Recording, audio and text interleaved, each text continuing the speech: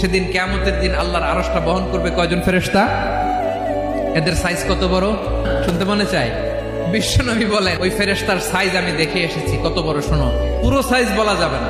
বিশ্বনবী বলেন ওই ফেরেশতার কানের লতি থেকে কাঁধ বরাবর। আপনার কানের লতি থেকে কাঁধ কতটুকু হবে? 4 আঙ্গুল 5 আঙ্গুল।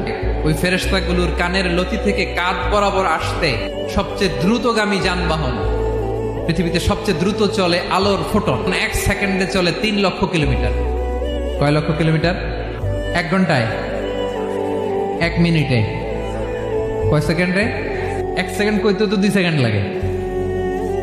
1 সেকেন্ডে আলোর ফোটন, আলোর কণা ছুটে 3 লক্ষ কিলোমিটার বেগে। বিষ্ণুই বলেন এরকম যানবাহন দিয়ে যেটা সেকেন্ডে 3 লক্ষ কিলোমিটার বেগে ছুটে, এরকম দ্রুত যদি কেউ ছুটে তাহলে ওই ফেরেশতার কানের লতি থেকে কাঁধ বরাবর আসতে 700 বছর সময় লাগবে।